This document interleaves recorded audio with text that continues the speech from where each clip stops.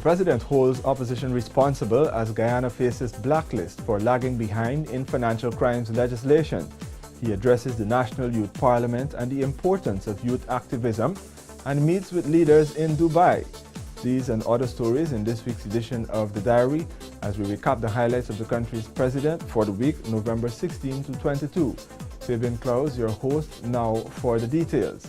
President Ramotar reacted with dismay to news about the Caribbean Financial Action Task Force blacklisting Guyana for failing to enact legislation to strengthen laws against financial crimes.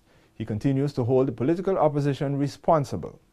President Donald Ramotar returned from Asia with news about the Caribbean Financial Action Task Force blacklisting Guyana, as it had forewarned a few months ago. In a statement issued on November 22, the task force highlighted Guyana's failure to implement required legislative plans, including fully criminalizing money laundering and terrorist financing offenses. The Partnership for National Unity and the Alliance for Change had voted down the Anti-Money Laundering and Countering the Financing of Terrorism Amendment Bill on November 7, ignoring pleas from the government benches for responsible action. There has been talk about not enough time, but this bill has been in Parliament since April of this year. And it has a special select committee was set up, and all the actions we've seen to stymie the work of that committee, to damage the work of that committee, has not actually taken place. Has taken place, damage the work of the committee, and try to prevent the government from passing this kind of legislation.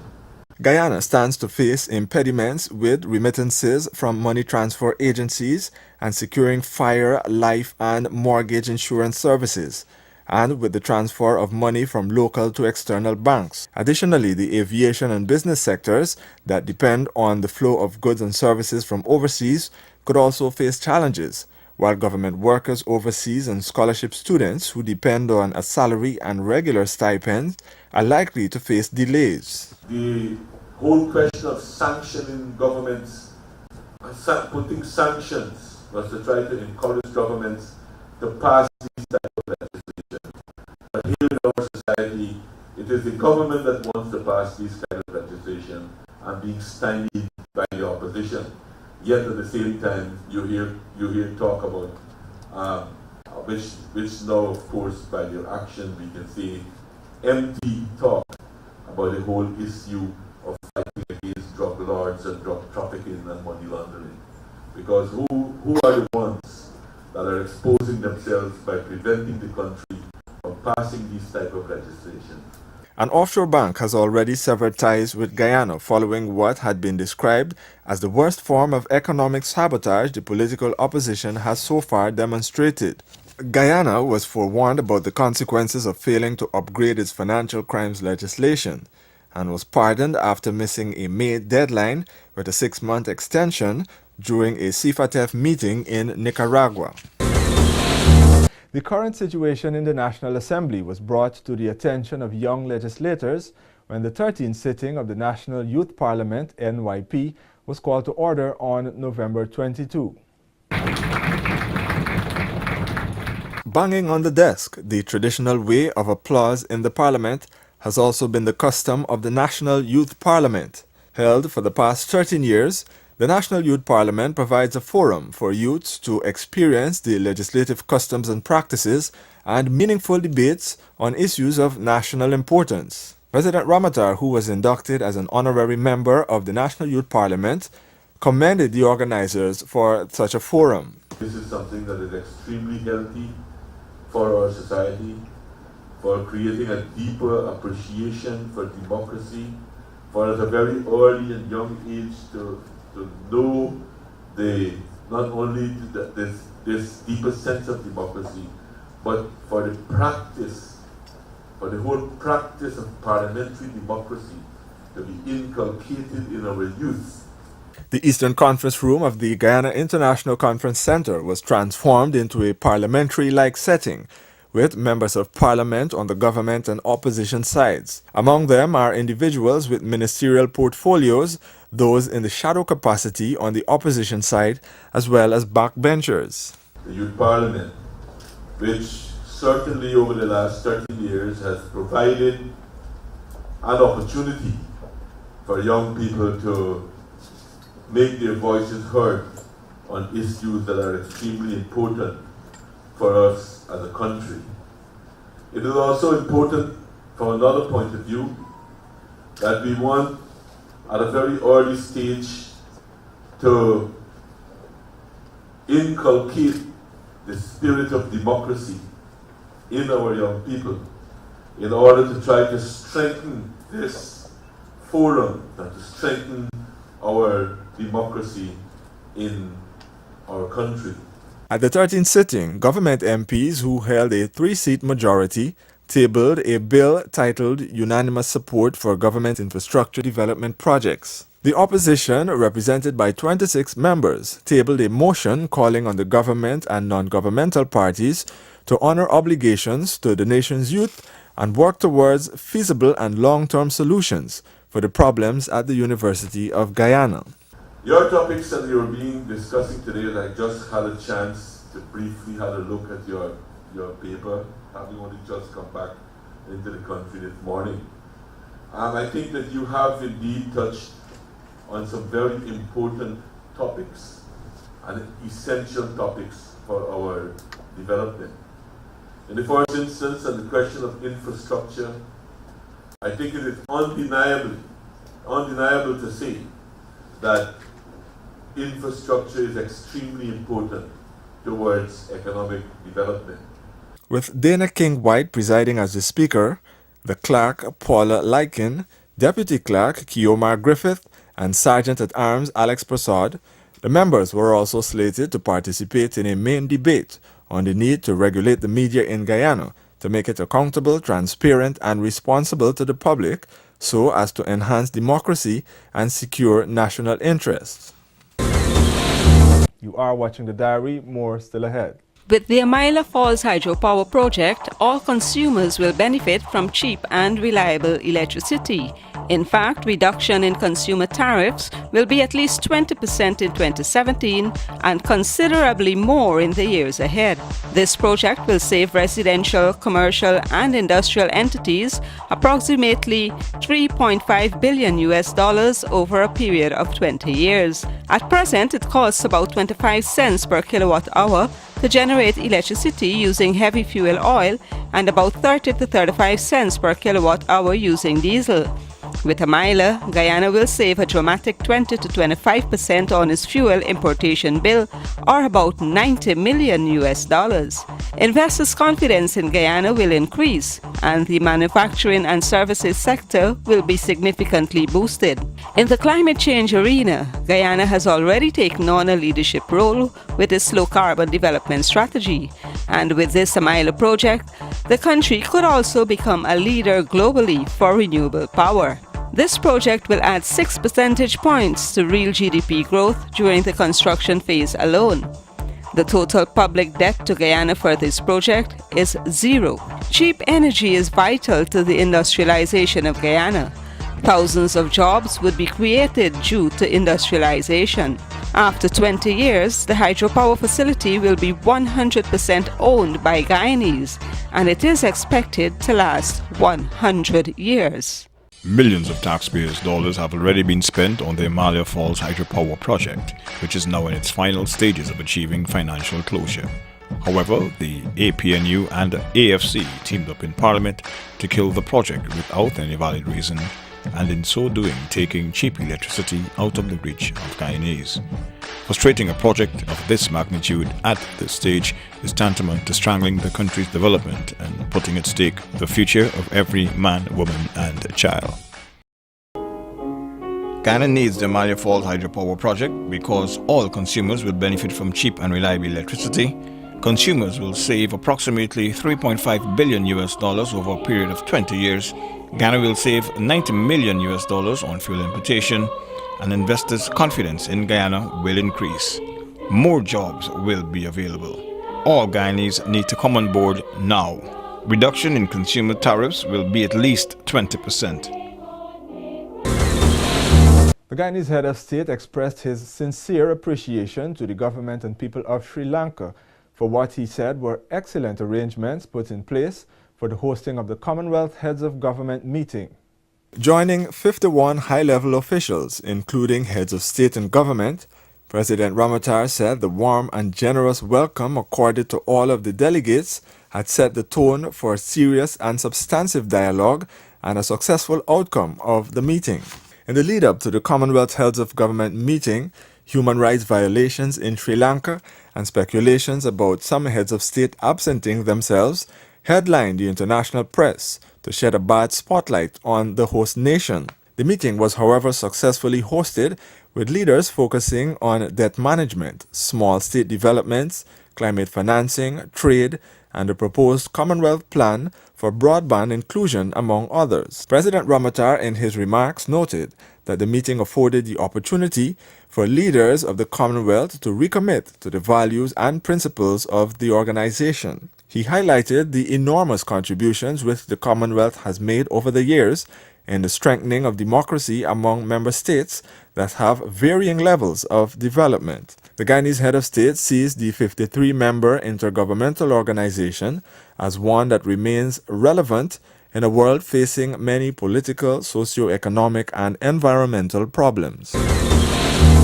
From Sri Lanka, the head of state was in the United Arab Emirates city of Dubai on November 18, talking with officials about bilateral relations in various fields and boosting joint cooperation in diverse areas. His Highness Sheikh Mohammed bin Rashid Al Maktoum, Vice President and Prime Minister of the United Arab Emirates, welcomed President Ramotar upon his first visit to Dubai.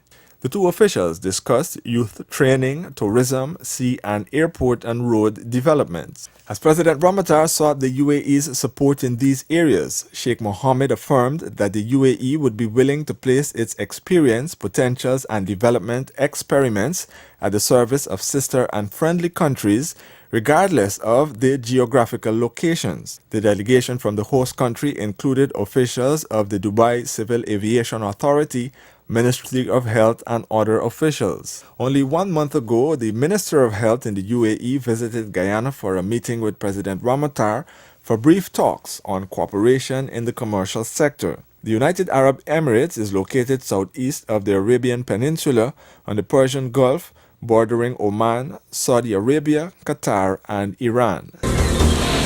Do stay with us, there is more of the diary after this break. Millions of taxpayers' dollars have already been spent on the Himalaya Falls hydropower project, which is now in its final stages of achieving financial closure. However, the APNU and AFC teamed up in Parliament to kill the project without any valid reason, and in so doing taking cheap electricity out of the reach of Guyanese. Frustrating a project of this magnitude at this stage is tantamount to strangling the country's development and putting at stake the future of every man, woman and child. With the Himalaya Falls hydropower project, all consumers will benefit from cheap and reliable electricity. In fact, reduction in consumer tariffs will be at least 20% in 2017 and considerably more in the years ahead. This project will save residential, commercial and industrial entities approximately $3.5 billion over a period of 20 years. At present, it costs about 25 cents per kilowatt hour to generate electricity using heavy fuel oil and about 30 to 35 cents per kilowatt hour using diesel. With Himalaya, Guyana will save a dramatic 20 to 25% on its fuel importation bill, or about $90 million. Investors' confidence in Guyana will increase, and the manufacturing and services sector will be significantly boosted. In the climate change arena, Guyana has already taken on a leadership role with its low-carbon development strategy, and with this Himalaya project, the country could also become a leader globally for renewable power. This project will add 6 percentage points to real GDP growth during the construction phase alone. The total public debt to Guyana for this project is zero. Cheap energy is vital to the industrialization of Guyana. Thousands of jobs would be created due to industrialization. After 20 years, the hydropower facility will be 100% owned by Guyanese, and it is expected to last 100 years. Guyana needs the Amalia Falls hydropower project because all consumers will benefit from cheap and reliable electricity. Consumers will save approximately $3.5 billion over a period of 20 years. Ghana will save $90 million on fuel importation, and investors' confidence in Guyana will increase. More jobs will be available. All Guyanese need to come on board now. Reduction in consumer tariffs will be at least 20%.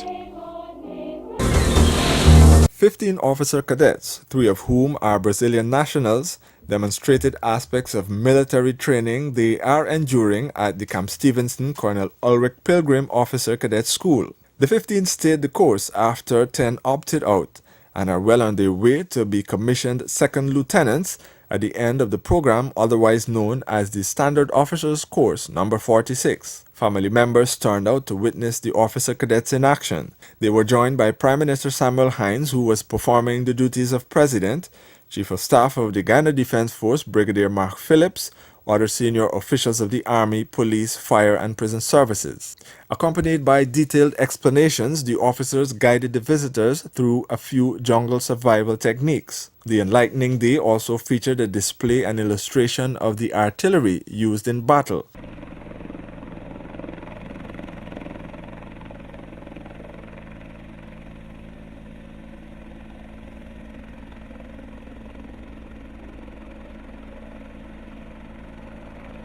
Meanwhile, another team rappelled from the Bell 412 helicopter, much to the amazement of the onlookers.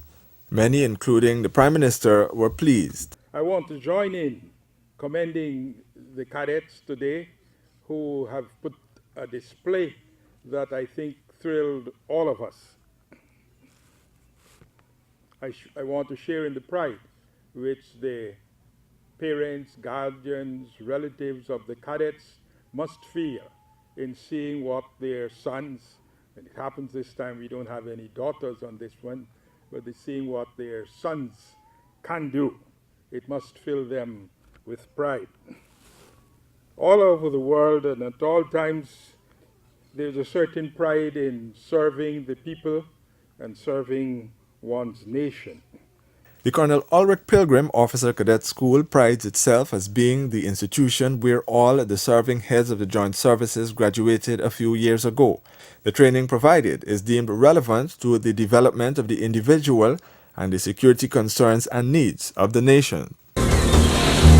Prime Minister Samuel Hinds, performing the duties of President, opened the 53rd National Schools Championships on November 20 at the Guyana National Stadium at Providence.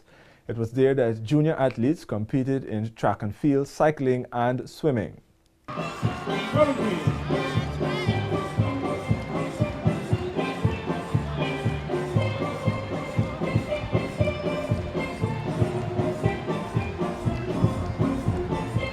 The acting president joined Minister of Education Priya Manikchand and Guyana Teachers Union President Colin Bino and other officials to witness the march past by the participating education districts and the symbolic lighting of the torch by athletes from the winning district, North Georgetown.